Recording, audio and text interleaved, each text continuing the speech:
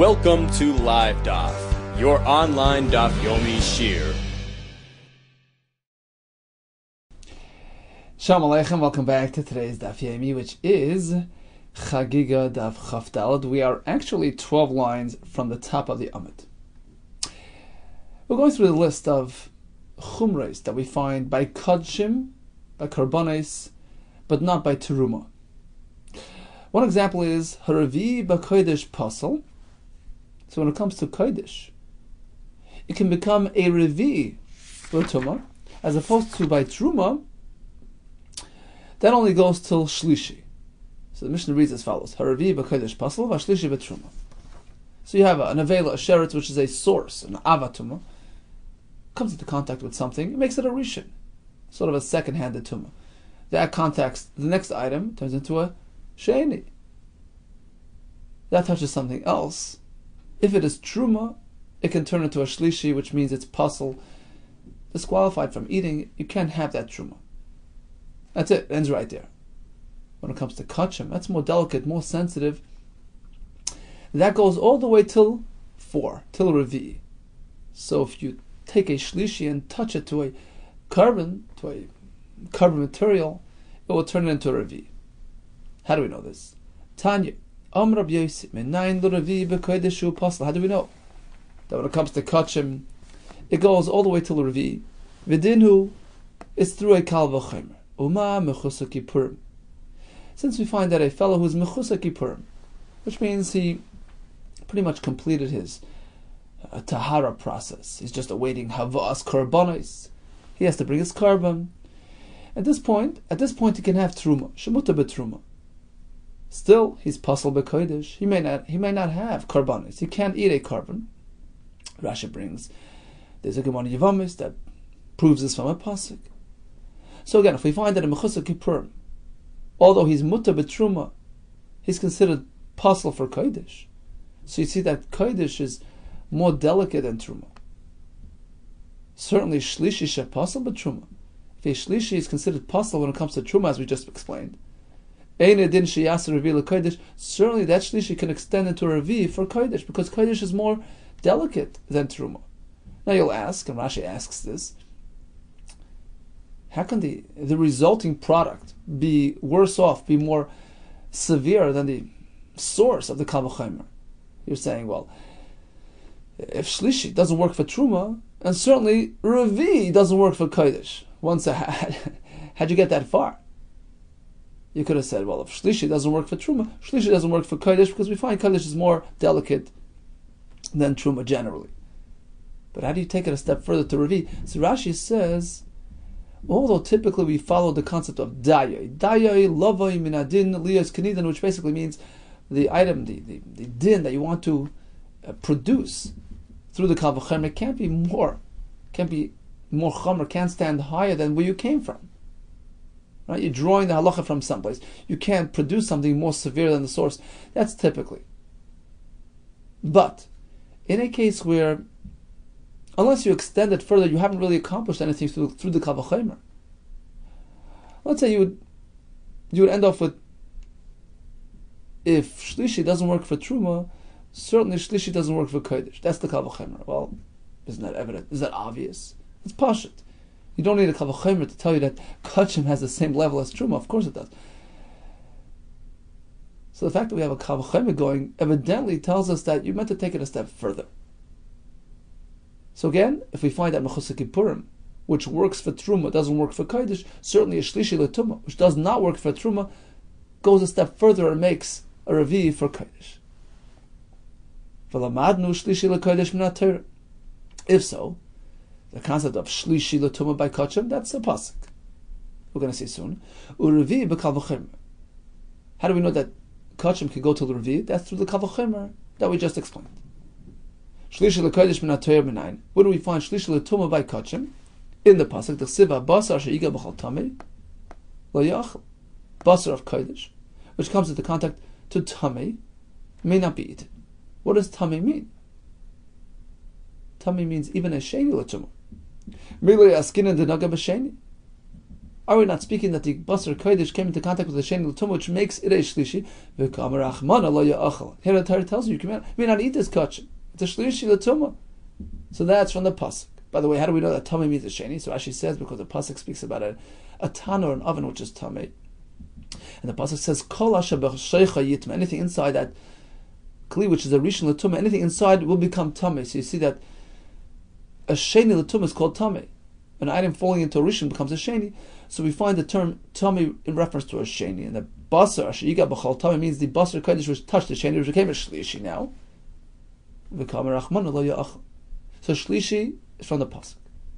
Rivi, the next step, Mikal V'chaymer. Hadamarna, as we just explained, based on Mikal V'chaymer. Okay, further down the list we have Ubetruma Nitmes. The Mishnah speaks about one of his hands becoming Tamei. So when it comes to Truma, just wash that hand. When it comes to Kodesh, you have to be Tovel both hands. We don't differentiate between hands. One hand Tamei, both hands Tamei. And the Mishnah continues that we have a concept of Yad Metames Chaverta B'Kodesh, Avaloi B'Truma. So one hand is Metame the other hand when it comes to Kodesh. Suppose my left hand is Tamei, my right hand is Tar. When it comes to Kodesh, if the left touches the right also becomes Tamei. Avaloi B'Truma, by Truma we don't apply this concept. Just because the Tamei hand touches the right hand, touches the Tar hand, does not make it Tamei. Now, of course, we're speaking about Tumais D'Rabbanan. How can hands be Tamei and not the person? Tumais D'Rabbanan, where we consider the hands as a Sheni L'Tumah. So when it comes to Karbanis, comes to Kachim, Mizbeach material, we are Machmer, and we say, well, if the left hand, which is Tamei, touches the right hand, which is Tar, we deem the right hand Tamei as well. But not when it comes to Truma-related activities. Amar Rav Sheizvi b'chiburin shanu. When the left touches the right is Tamei. That's only while I'm holding kachim in my right hand. Then there's a real concern that I might have actually slipped down and touched the kachim with my left hand. So then we say, well, if the left touches the right hand is Tamei, because I might inadvertently touch the kachim that I'm holding in my right hand. But I'm not gripping anything in my right hand. There's no kachim on the scene. We will not say left hand is Metame the right hand. So according to Rav Sheizvi, he's taking a very practical, down-to-earth approach to this halacha. If I'm gripping kachim on my right hand, which is tar, but then I move my left hand over, I touch my right hand, we're concerned that you might have slipped into the kachim. We don't want to get involved. We make the whole hand tamei with the kachim. But otherwise, if the hands are kept separate, you're safe. Eisvi abai. We're going to have a kasha or a brisa. Yad neguva, if your hand is dry, no liquid on it, so your left hand is tamei, but there's no liquid on it. If there would be liquid, that liquid becomes a rishon l'tumah. That's the halacha, that if liquid touches even a sheni, it turns into a rishon. It's exer d'rabbanan. We're concerned about liquids coming from a zava, which are very tamei. But there are no liquids involved. He has left hand, which is tamei, totally dry. Metame chaverta l'tamei l'kodesh. So then it's going to be metame his right hand as well. If he touches his right hand, it becomes tamei, and his right hand becomes tamei to the point that if it touches karbonis, it makes it tamei. Now the word tamei means you have tumah that you can pass on to others. It's such a high level tumah that you take it and you can pass it on. Pasal means I receive the tumah, I absorb the tumah, I become disqualified from achila or whatever, but I can't pass it on further. So the Brisa says if your left hand is tamei and it touches the right hand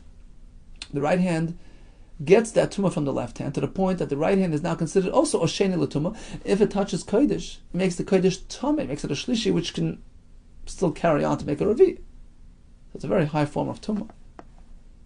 Avaloi the truma. But now when it comes to truma-oriented activities, one hand cannot affect the other. Divrei Rebbe. Rabbi Yehuda Kessler lives sol avaloi l'tamei. He agrees that the left can be matami the right, but not to the point that the right becomes a sheni and it can actually be matami kodesh, make it a shlishi, so that in turn it can make it a revi. No. The right hand gets downgraded. The left hand is a sheni, but when he touches the right, it goes down a little, becomes a shlishi. And now when it touches kodesh, it's paisel the kodesh. makes it a Revi, which is possible. That's the Bryce. How does it pertain to us? Bryce spoke about a dry hand. What's the point of dry? What's the dryness element adding to us? Apparently it's some sort of chiddush here. Now, if we understand that this halacha of one hand coming into contact with the other has nothing to do with whether or not I'm gripping a carbon in my right hand. Rather, the mere fact that my left came into contact with my right, we consider the right tummy.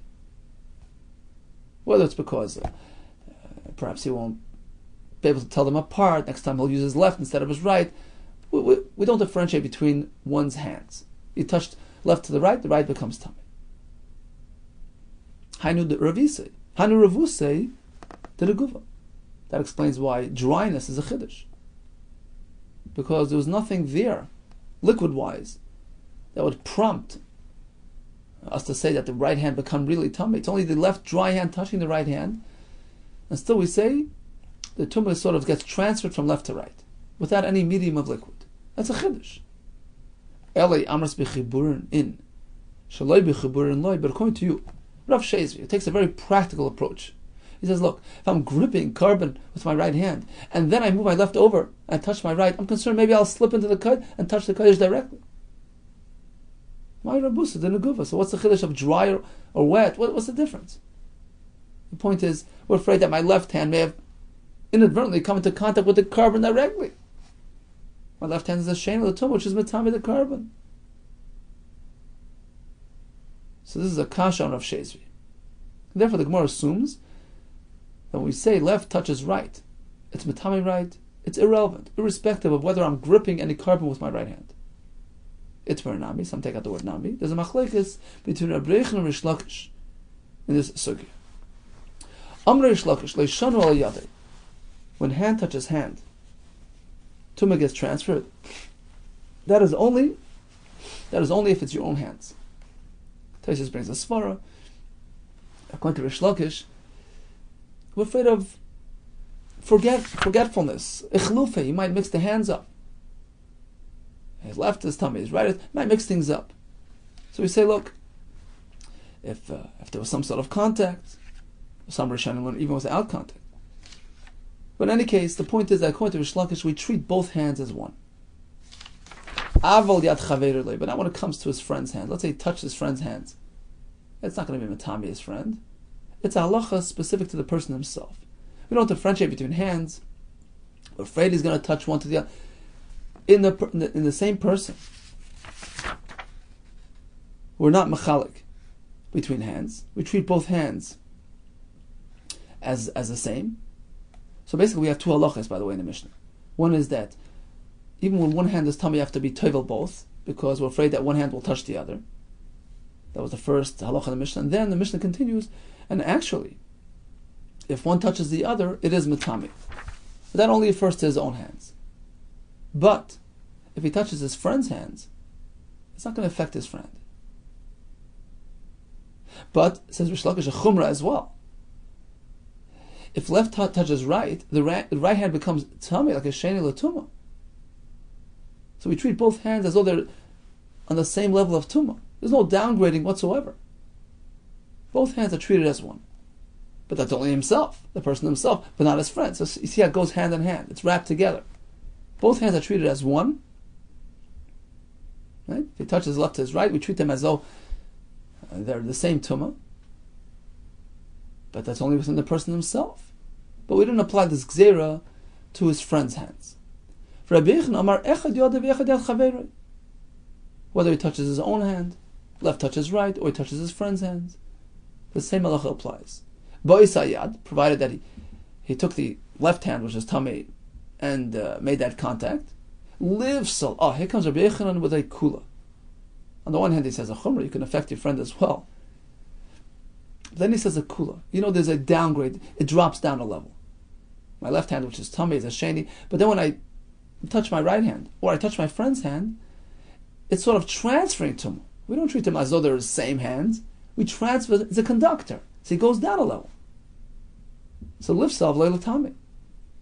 So that other hand becomes a shlishi, which in turn can come into contact with kacham, make it a revi, which is possible. So my left hand, which is tummy, was a sheni. When I touch my right, the right becomes a shlishi. When I touch my friend's hand, it becomes a shlishi. And that shlishi turns the kacham that it touches into a revi, which means pasul. So the other hand is lifsal. It can affect psul, but it can't be matam. And basically, the two concepts are interrelated because, according to Rabbi Yehuda, it's a conductor. It's not like we treat both hands as one. You have one hand which is tumah, which is going to transfer that tumah to your other hand. You can transfer your tumah even to your friend's hands. But then it goes down a level, like all over. When there's a transfer, it gets dropped down a level. So it goes from a sheni to a shlishi. And that could be paisel, kachim, make it a revi. Mimai, how do we know? What is Rabbi Yehuda's raya that I can affect even my friend? Midiktani seifa. Because the Mishnah starts off by saying, look, when it comes to kachim, when one hand is tummy, you have to be tovel both. You might mix them up, you might come into contact, tovel them both. Then the Mishnah continues, Shayad metama chaverta lekodesh avlo letruma, because a hand can be metame the other hand. Hasu lamali, what's the point of adding this clause in the Mishnah? Hatanu l'reisha. Don't you already know that from the first halacha? Why? Why do we require a double tefillah?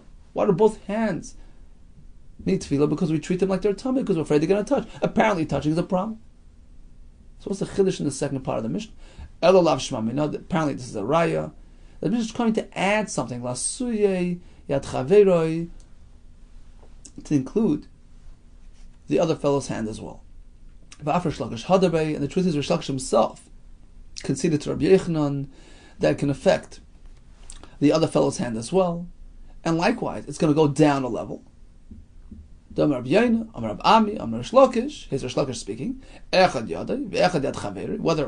he comes into contact with his own hand or his friend's hand, with that hand which is tamei. By the way, when it says ba'isayad, the Gemara needs to point out that the left hand, right, example that we cited, left hand is tamei. Only that hand has the ability to do this. But once he touches the right, so although the right is treated like it's possible, but that doesn't have the ability to go transfer further. That's why the Mishnah, the Gemara focuses on the words ba'isa hayad, was stressing that only the original yad, which is the original tummy, can do all this.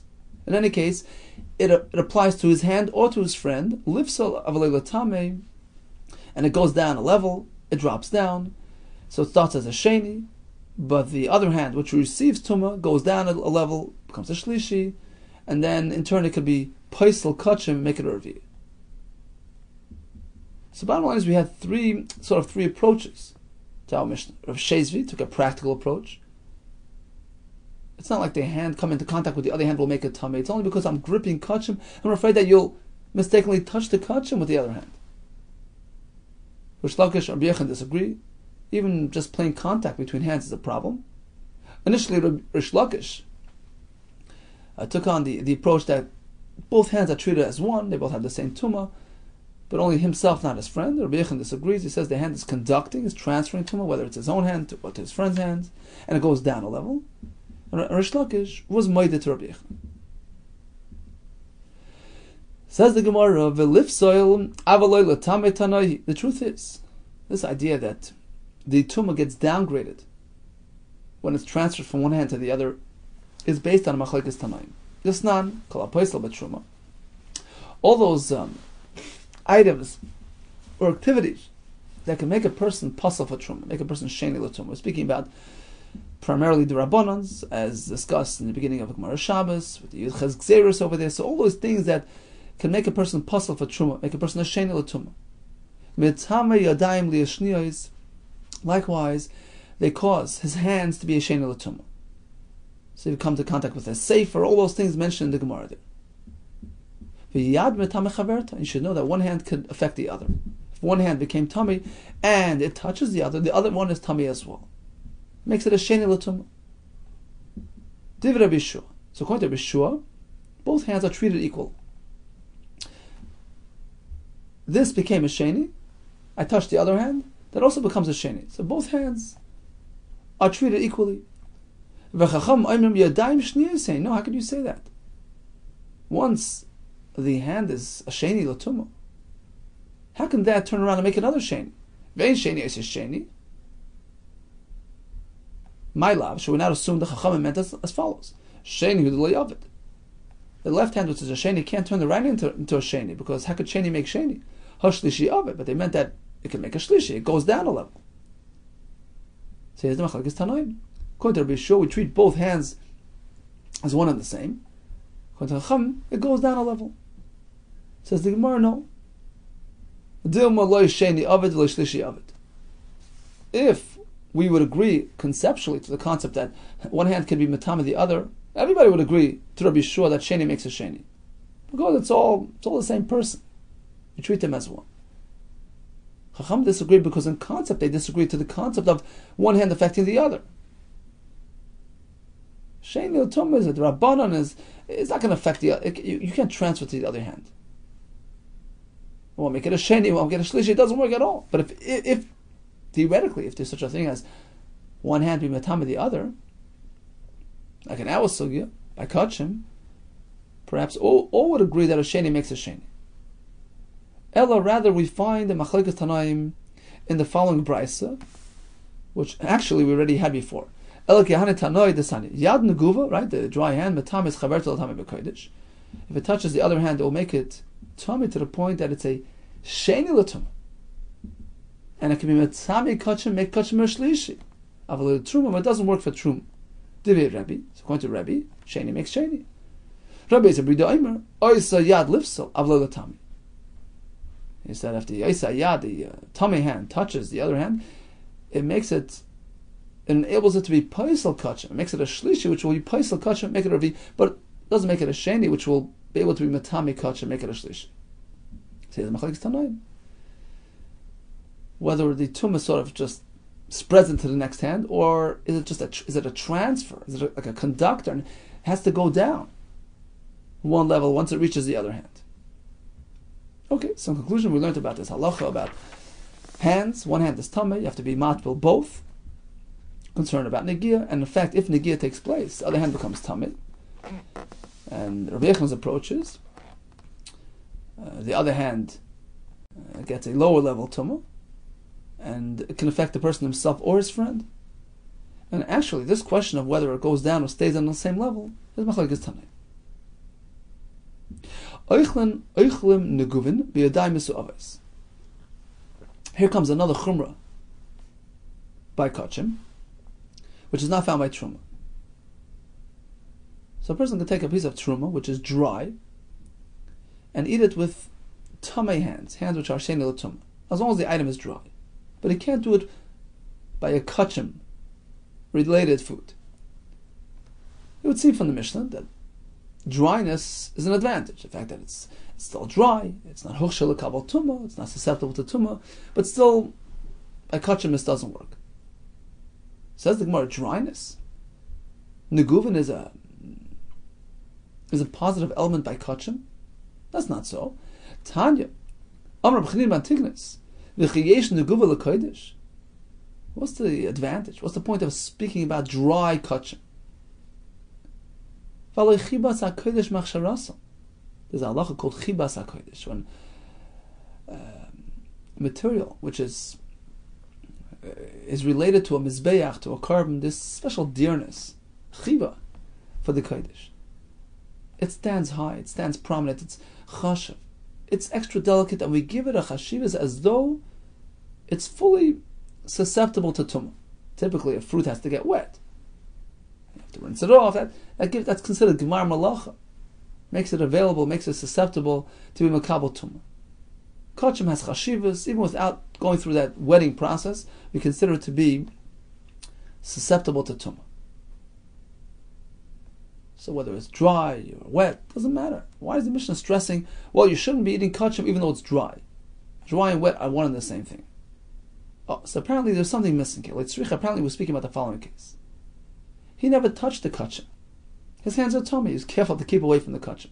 So how did he eat it? Without contact. His friend put the kachim in his mouth, so he never touched the kachim with his hands. Or himself. inserted the kachim into his mouth using some sort of utensil which is not makabel tumah. Kush is like a spindle made from just like a wooden thing which is not makabel tumah. Karkar is some sort of sharp tool which they use at the weaving looms. So these are called pshute kliyates. They're wooden utensils without any interior. They're not makabel tumah. So you use this sort of tool as a toothpick to reach over to the kachim and put it into his mouth. So although his hands are tummy, it doesn't affect the kachim. So far so good. That's legal, right? Nothing wrong with that. But ubikish le'echol tznoin ubatzal shalchun imayin. He wasn't happy just with the kachim in his mouth. He wanted to add some color. He figured, okay, I'll put in some radish, some batzal, some onion of chulin into my mouth. Now those items were actually dry. They never got wet. They never were huchshel kabel tumah. So his hands, which are tummy, are not going to affect those items. So what's the problem? The problem is that while he's handling that food and putting it in his mouth, he might actually touch the kodesh in his mouth. Now running into problems because he's going to be mitame the kachim, so he can't do that. The kodesh gazru burabanan. So while he's eating kachim, he shouldn't put in chulin with his tummy hands because he might actually inadvertently touch the kodesh in his mouth and be mitame it. The truma like gazru rabbanan, but if it's only truma that he's eating, we don't apply this concern. We're confident that he will not touch the truma. One last halacha in the Mishnah. Ha'inen muchas kippurim. Einen who experienced a tragic loss in the family, so he cannot eat truma or kachim during the day of aninus. Comes nighttime, he wants to eat truma, he wants to eat kachim. Or muchas kippurim, a fellow who was a zav and went through the whole tahara process, and he needed to bring a carbon. At that point, he could not eat. Cannot eat kachim. So after he brings his carbon, he wants to sit down to eat his kachim. So in order to allow him to eat karbanis, he has to do a new tefillah. Why? My time. Why does he need a tefillah? Why do we assume that an einin is tameh? Why do we assume that a mechusar kippurim is tameh when it comes to kachim? The answer is kivin the ada idna, because up until this point, havo asiri, they couldn't have kachim. A mechusar kippurim or einin can have truma, but not kachim. So he's sort of off the scene. He's not paying attention to his tahara. He's not looking after himself because he's sort of not being mindful of achilas kachim. He's not on the parsha, and therefore when he becomes ro'i again, atzrechinu rabbanon tefillah, rabbanon required a new tefillah to ensure that he's really tar. So typically a person is mindful of the fact, look, I'm always looking after myself, looking around myself, making sure I'm ro'i for kachim, but comes a time where he's not ro'i for kachim. He's not going to eat kachim in any case, so he's sort of masiach das from kachim. We're concerned that he may have come into contact with tumah. So when he wants to partake in a carbon, he has to make a new tefillah. Okay, let's do a brief chazara of today's daf. We had a total of four chumras that we discussed. Number one, kachim go to the revi l'tumah. When it comes to kachim, one hand is matama the other. When it comes to kachim, you should be careful not to insert eichel chulin into his mouth while he's eating kachim if his hands are unclean. And we learned that all these individuals who were not able to eat kachim up until this point, they were masiach das and were concerned about a tumah, they require a new tefillah. But all these halachas are specific to kachim and not to truma. Hatzlacha Rabbi to you and all the best.